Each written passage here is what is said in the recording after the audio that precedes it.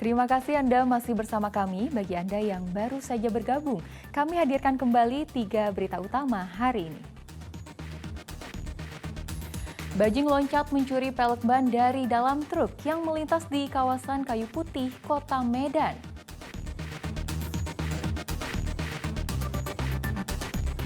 Puluhan petani terlibat saling dorong dengan pekerja perkebunan PT PN2 di Kabupaten Serdang Bedagai.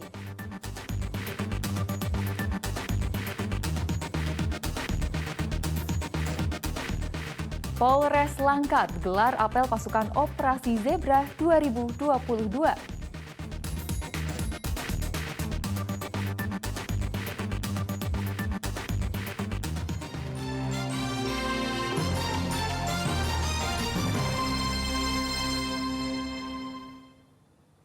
Operasi Zebra 2022 digelar secara serentak di seluruh Polda dan Polres se-Indonesia. Polres Langkat pun melakukan gelar apel pasukan dalam operasi lalu lintas yang bertujuan meningkatkan kesadaran dan kepatuhan masyarakat dalam berlalu lintas. Polres Langkat gelar apel pasukan Operasi Zebra 2022 dalam rangka meningkatkan kesadaran dan kepatuhan masyarakat berlalu lintas di wilayah hukum Polres Langkat. Selain memberikan sosialisasi kepada petugas Operasi Zebra, dalam penindakan yang dilakukan kepada masyarakat nantinya tidak berupa surat tilang, namun dengan teguran kepada pelanggar untuk tidak mengulanginya kembali. Kegiatan ini juga merupakan apel persiapan untuk menghadapi Natal dan Tahun Baru. Operasi Zebra Toba 2022 berlangsung pada tanggal 3 sampai dengan 16 Oktober 2022 mendatang. Adapun tindakan yang dilakukan jika masyarakat melanggar peraturan lalu lintas, antara lain teguran simpatik yaitu teguran secara tertulis dan tidak dengan surat tilang. Kami bekerja sama sinergitas antara pemerintah daerah bersama TNI dan dari DPRD Kabupaten Langkat untuk mengadakan kesiapan selama tanggal 3 sampai dengan 16 Oktober pelaksanaan kegiatan Operasi Zebra di wilayah Kabupaten Langkat. Ada berapa personel yang mana? Untuk personel kita libatkan sebanyak 250 personel. Tujuan operasi ini adalah untuk mengurangi angka pelanggaran, mengurangi fatalitas kecelakaan, dan meningkatkan disiplin masyarakat dalam berkendara di jalan raya. Kapolres berharap dengan diadakannya Operasi Zebra 2022 ini dapat mengurangi angka pelanggaran, mengurangi angka kecelakaan dan meningkatkan disiplin masyarakat dalam berkendara. Muhammad Hamdani melaporkan dari Kabupaten Langkat.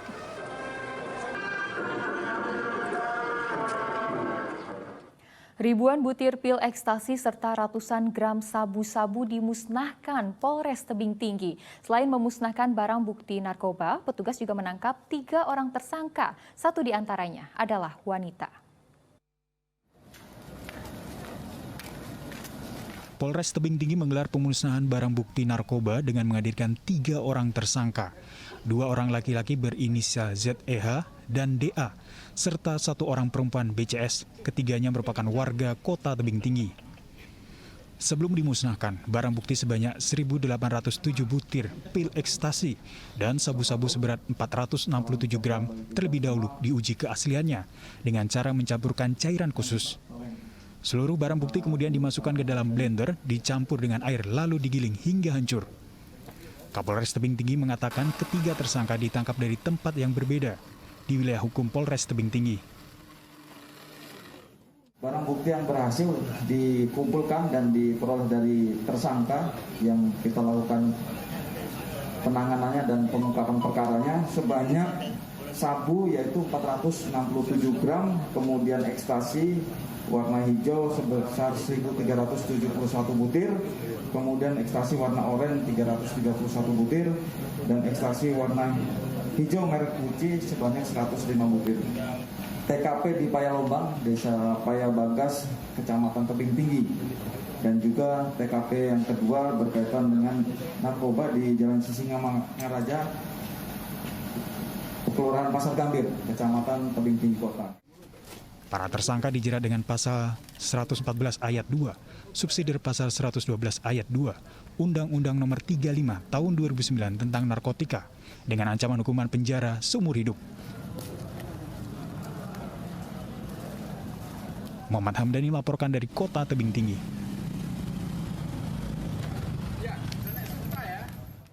Sidang kasus kerangkeng manusia milik Bupati Langkat nonaktif terbit rencana perangin-angin kembali digelar di Pengadilan Negeri Stabat. Sidang kali ini, Jaksa Penuntut Umum menghadirkan Ketua DPRD Kabupaten Langkat yang juga sebagai adik kandung TRP, Sribana Perangin-Angin, sebagai saksi dalam perkara TPPO dan meninggalnya Abdul Sidik Isnur.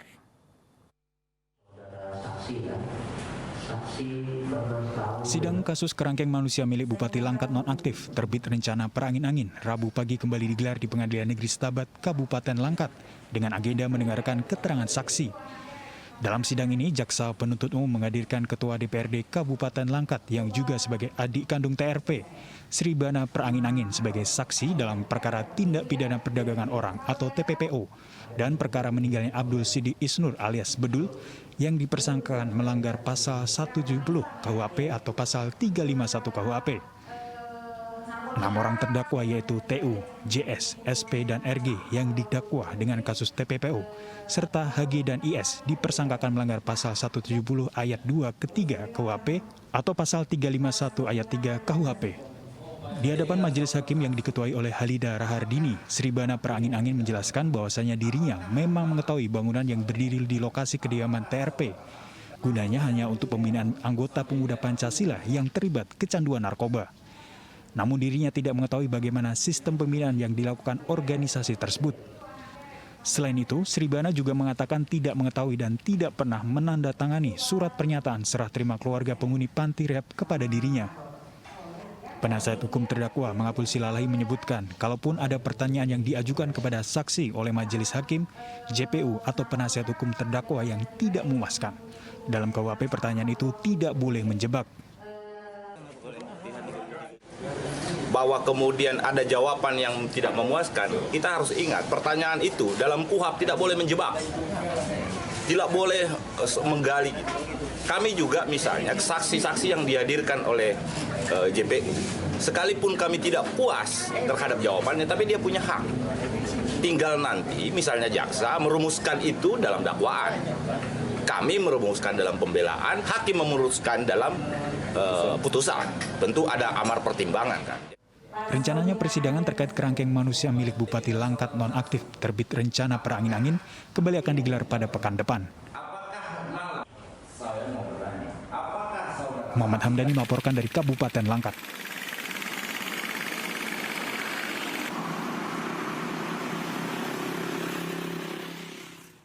Pemerintah Kota Medan secara resmi telah memberikan bantuan langsung tunai kepada sopir angkutan kota sebesar Rp600.000. Selain itu, masyarakat juga menerima subsidi sebesar Rp1.500 per sekali transaksi jika naik angkutan kota. Pemberian bantuan ditandai dengan penempelan stiker bertuliskan angkutan bersubsidi yang dipimpin Wali Kota Medan, Bobi Afif Nasution, di Jalan Pulau Pinang, Kota Medan. Usai melakukan penempelan stiker dan kode batang BLT Sibonas, Wali Kota Medan Bobi Nasution menyebutkan subsidi ongkos yang diberikan Pemkot Medan ini sebesar Rp1.500 per sekali transaksi. Bagi masyarakat Kota Medan yang hendak memanfaatkan layanan ini, wajib mengisi data diri pada aplikasi Sibonas. Subsidi ongkos angkutan umum ini akan diberikan selama 3 bulan ke depan. Selain itu, sebanyak 17.229 penerima manfaat BLT terdiri dari sopir angkutan kota, becak bermotor, dan ojek daring akan menerima bantuan langsung tunai sebesar Rp600.000. Untuk masyarakat kita berikan subsidi Rp1.500 trip setiap kali dia naik. Yang dilakukan ini menggunakan aplikasi. Jadi bagi benar-benar masyarakat yang menginginkan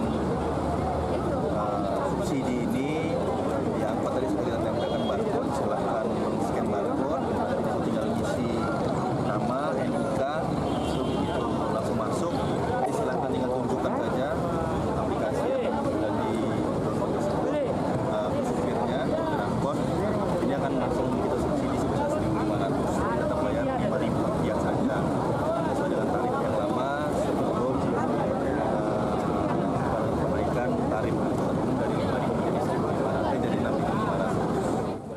Sopir angkutan kota mengaku merasa terbantu dengan bantuan BLT ini karena selama kenaikan harga bahan bakar minyak, pendapatan mereka juga semakin berkurang.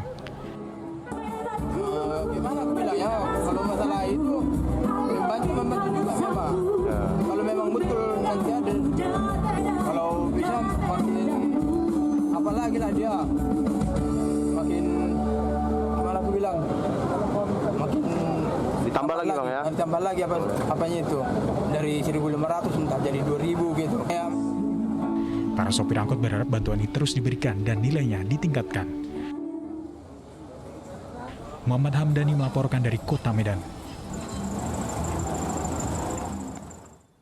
Informasi tadi mengakhiri berita Medan hari ini. Saya Tia Anissa, berterima kasih atas perhatian dan kebersamaan Anda.